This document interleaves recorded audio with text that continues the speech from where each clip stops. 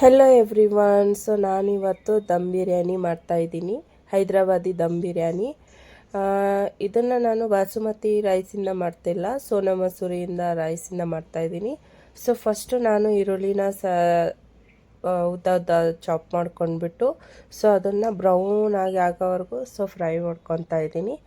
So chicken 1 kg chicken ತೊಗೊಂಡಿದ್ದೀನಿ. So ಅದರೊಳಗಡೆ ನಾನು ಇವಾಗ ಚೆನ್ನಾಗಿ ವಾಶ್ ಮಾಡಿಬಿಟ್ಟು 3 ಸ್ಪೂನಷ್ಟು ನಾನು ಚಿಲ್ಲಿ ಪೌಡರ್ ತೊಗೊತಾ ಇದ್ದೀನಿ. ಸೊ ನೀವು ನಿಮ್ಮ ಅಕಾರ್ಡಿಂಗ್ ತೊಗೊಳ್ಳಿ. ಸೊ ಅದರೊಳಗಡೆ ನಾನು ಸ್ವಲ್ಪ ಅರಿಶಿಣ ಹಾಕ್ತಾಯಿದ್ದೀನಿ. ಸೊ ಮತ್ತೆ ಸಾಲ್ಟ್ ಹಾಕ್ತಾಯಿದ್ದೀನಿ ಆ್ಯಂಡ್ ಶುಂಠಿ ಬೆಳ್ಳುಳ್ಳಿ ಮತ್ತು ಇದರಲ್ಲಿ ಕೊತ್ತಂಬರಿ ಹಾಕ್ಬಿಟ್ಟು ನಾನು ಗ್ರೇವಿ ಮಾಡ್ಕೊಂಡಿದ್ದೀನಿ. ಫ್ರೆಶ್ ಯೂಸ್ ಮಾಡಿ, ಔಟ್ಸೈಡ್ದು ಯೂಸ್ ಮಾಡಬೇಡಿ. ಸೊ ಅದರೊಳಗಡೆ ನಾನು ಇವಾಗ ಚಿಲ್ಲಿನ ಹಾಕ್ಕೊತಾ ಇದ್ದೀನಿ. ಸೊ ಮತ್ತು ಧನಿಯಾ ಮತ್ತು ಕೊತ್ತಂಬರಿ ಇದರೊಳಗಡೆ ಹಾಕಿಬಿಟ್ಟು ಚೆನ್ನಾಗೆ ಮಿಕ್ಸ್ ಮಾಡ್ಕೊತಾ ಇದ್ದೀನಿ. ಸೊ ನಾನೇನು ಈರುಳ್ಳಿನ ಫ್ರೈ ಮಾಡ್ಕೊಂಡಿದ್ನಲ್ಲ, ಅದೇ ಬಿಸಿ ಆಯಿಲ್ನ ನಾನು ಇದರೊಳಗಡೆ ಒಂದು 2 and 3 ಸ್ಪೂನ್ ಹಾಕ್ಕೊತಾ ಇದ್ದೀನಿ ಎಣ್ಣೆನ. ಆ್ಯಂಡ್ ಚೆನ್ನಾಗಿ ಮಿಕ್ಸ್ ಮಾಡ್ಕೊಳ್ಳಿ. ಇದನ್ನು ನೀವು ಒಂದ್ಸರಿ ಮಾಡಿ ನೋಡಿ, ತುಂಬ ಚೆನ್ನಾಗಿರುತ್ತೆ ಟೇಸ್ಟು. ಸೊ ಈರುಳ್ಳಿನೂ ನಾನು ಫ್ರೈ ಮಾಡ್ಕೊಂಡಿದ್ನಲ್ಲ, ಅದನ್ನು ಇವಾಗ ಚೆನ್ನಾಗಿ ಕ್ರಂಚಿ ಥರ ಆಗಿದೆ. ಸೊ ಅದನ್ನು ಕೂಡ ನಾನು ಇದರೊಳಗಡೆ ಹಾಕ್ಕೊತಾ ಇದ್ದೀನಿ.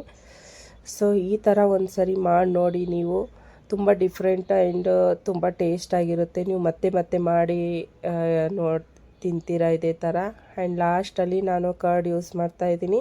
ಸಾಲ್ಟು ನೀವು ನೋಡಿ ಹಾಕಿ, ಬಿಕಾಸ್ ನಾವು ಚಿಕನಲ್ಲೂ ಹಾಕ್ತೀವಿ ಮತ್ತು ರೈಸ್ ಮಾಡುವಾಗ ರೈಸಲ್ಲೂ ಕೂಡ ನಾವು ಇದನ್ನು ಯೂಸ್ ಮಾಡ್ಕೊತೀವಿ.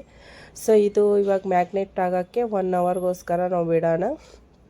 ಸೊ ಇನ್ನೊಂದು ಕಡೆ ನಾನು ಪ್ಯಾನ್ ತೊಗೊಂಡಿದ್ದೀನಿ, ಅದರೊಳಗಡೆ ನೀರು ಹಾಕಿ ಒಂದು ಸ್ವಲ್ಪ ಬಿಸಿ ಆಗೋವರೆಗೂ ನಾನು ಇಟ್ಟಿದ್ದೀನಿ ಸೈಡಲ್ಲಿ. ಸೊ ಇನ್ನೊಂದು ಕಡೆ ನಾನು ಎಣ್ಣೆ ತೊಗೊಂಡಿದ್ದೀನಿ. ನಾನು ಮತ್ತೆ ಇದರೊಳಗಡೆ ಕೂಡ ಶುಂಠಿ ಬೆಳ್ಳುಳ್ಳಿ ಪೇಸ್ಟ್ ಹಾಕ್ಕೊತಾ ಇದ್ದೀನಿ.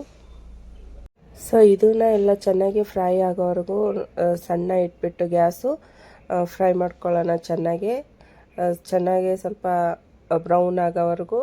ಆ್ಯಂಡ್ ಇದರೊಳಗಡೆ ನಾನು ಮತ್ತೆ ಸ್ವಲ್ಪ 1 ಸ್ಪೂನಷ್ಟು ಚಿಲ್ಲಿ ಪೌಡ್ರನ್ನ ಹಾಕ್ಕೊತಾ ಇದ್ದೀನಿ. ಈಗ ಸ್ವಲ್ಪ ಚೆನ್ನಾಗಿ ಕಲರ್ ಬರಲಿ ಅಂತ. ಸೊ ಇದರಲ್ಲಿ ಸ್ವಲ್ಪ ಅರಿಶಿಣ ಕೂಡ ಹಾಕ್ಕೊಳ್ಳಿ. ಆ್ಯಂಡ್ ನಾವೇನು ಮ್ಯಾಗ್ನೇಟ್ ಮಾಡಿಕ್ಕಿದ್ವಲ್ಲ 1 hourಗೋಸ್ಕರ, ಸೊ ಅದು ಇದರೊಳಗಡೆ ನಾನು ಹಾಕ್ಕೊತಾ ಇದ್ದೀನಿ. ಸೊ ಗ್ಯಾಸು ಸಣ್ಣ ಇಟ್ಟೇ ಮಾಡಿ. ಆ್ಯಂಡ್ ಇನ್ನೊಂದು ಕಡೆ ನಾನು ನೀರು ಬಿಸಿ ಇಟ್ಟಿದ್ನಲ್ಲ, ಸೊ ಅದು ಕೂಡ ಚೆನ್ನಾಗೇ ಬಿಸಿ ಆಗ್ತಾಯಿದೆ ಇವಾಗ. ಸೊ ನಾನು ಇದರೊಳಗಡೆ ಕೂಡ ಸಾಲ್ಟ್ ಹಾಕ್ಕೊತಾ ಇದ್ದೀನಿ. ನಾನು ಫಸ್ಟೇ ಹೇಳಿದ್ದೀನಿ, ಸಾಲ್ಟು ಸ್ವಲ್ಪ ನೋಡಿಬಿಟ್ಟು ಹಾಕ್ಕೊಳ್ಳಿ. ರೈಸಲ್ಲೂ ಹಾಕ್ತೀವಿ ಆ್ಯಂಡ್ ಚಿಕನಲ್ಲೂ. ಸೊ ನಾನು ಇದೊಂದು ಡ್ರೈ ಮಸಾಲ ಇಷ್ಟೊಂದು ತೊಗೊಂಡಿದ್ದೀನಿ. ಶಾಜೀರಾ ತೊಗೊಳ್ಳೋದು ಮರಿಬೇಡಿ.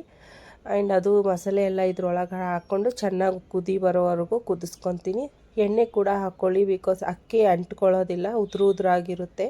ಸೊ 1 ಸ್ಪೂನಷ್ಟು ನಾನು ಎಣ್ಣೆ ಹಾಕ್ಬಿಟ್ಟು ಚೆನ್ನಾಗಿ ಮಿಕ್ಸ್ ಮಾಡಿ ಇದು ಒಂದು ಕುದಿ ಬರೋವರೆಗೂ ಆ್ಯಂಡ್ ಮಸಾಲೆ ಚೆನ್ನಾಗಿ ಅದರೊಳಗೆ ರಿಲೀಸ್ ಆಗೋವರೆಗೂ ಚೆನ್ನಾಗಿ ಕುದಿಸ್ಕೊಳ್ಳಿ. ನಾನು ಏನಕ್ಕೆ ಈ ಡ್ರೈ ಮಸಾಲ ನೀರಲ್ಲಿ ಹಾಕಿದ್ದೀನಿ ಅಂದರೆ, ನನಗೆ ಬಿರಿಯಾನಿ ಒಳಗಡೆ ಮಸಾಲ ಅದು ಬಾಯಲ್ಲಿ ಬರೋದು ಇಷ್ಟ ಇಲ್ಲ. ಸೊ ಇದರಲ್ಲೇ ನಾನು ಹಾಕ್ಕೊಂಡ್ಬಿಟ್ಟು ಚೆನ್ನಾಗಿ ಅದು ಮಸಾಲ ರಿಲೀಸ್ ಆಗೋವರೆಗೂ ಕುದಿಸ್ಕೊಂಡ್ಬಿಟ್ಟು ಅದನ್ನು ಎಲ್ಲ ತೆಗೆದ್ಬಿಡ್ತೀನಿ. ನಾನು ಇಡೋದಿಲ್ಲ ಅದರೊಳಗಡೆ. ಯಾವಾಗಲೂ ನಾವು ಬಿರಿಯಾನಿ ತಿನ್ನುವಾಗ ಅದು ಬಾಯಲ್ಲೇ ಬಂದುಬಿಡುತ್ತೆ, ನಾವು ಎಷ್ಟು ತಿಂದ್ರೂ. ಅದಕ್ಕೆ ನಾನು ಇವಾಗೇ ತೆಗೆದ್ಬಿಡ್ತೀನಿ. ಸೊ ಅದಾದ ಒಂದು ಕುದಿ ಆದಮೇಲೆ ತೆಗೆದಾದ್ಮೇಲೆ ಎಲ್ಲನೂ ಸೊ ರೈಸ್ ಹಾಕ್ಕೊಂಡಿದ್ದೀನಿ. ರೈಸು 90% ಕುಕ್ ಆಗೋವರೆಗೂ ನೀವು ಮಾಡ್ಕೊಬೇಕು, ಫುಲ್ 100% ರೈಸ್ ಮಾಡ್ಕೊಬೇಡಿ. ಸೊ ಅದಾದಮೇಲೆ ನೋಡಿ, ಇದು ನಾನು ತೆಗೆದಿರೋದು ಇಷ್ಟೊಂದು ಬಂದಿದೆ. ಆ್ಯಂಡ್ ಮತ್ತೆ ಅದರಲ್ಲಿ ಸಿಗೋದಕ್ಕೂ ನಾನು ಸೊ ಇನ್ನೊಂದು ಕಡೆ ನೋಡಿ, ಚಿಕನ್ ಆಲ್ಮೋಸ್ಟ್ ಡನ್ ಆಗಿದೆ ಇಲ್ಲಿ. ಅದನ್ನು ನಾನು ಆಫ್ ಮಾಡಿಬಿಡ್ತಾ ಇದ್ದೀನಿ ಇವಾಗ.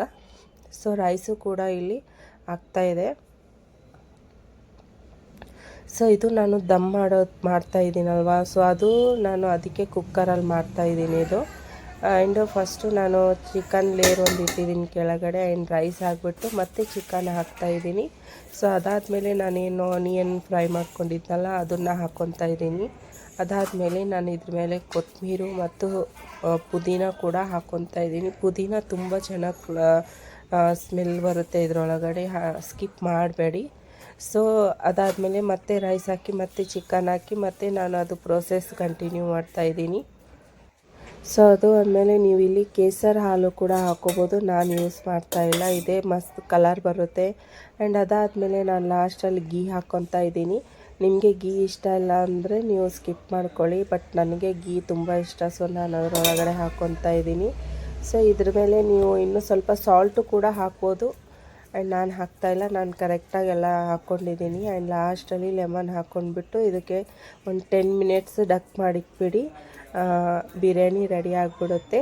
ಸೊ ಈ ರೆಸಿಪಿ ನಿಮ್ಗೆ ಇಷ್ಟ ಆದರೆ ನನಗೆ ಸಬ್ಸ್ಕ್ರೈಬ್ ಆ್ಯಂಡ್ ಫಾಲೋ ಮಾಡೋದು ಮರಿಬೇಡಿ. Boy and take care.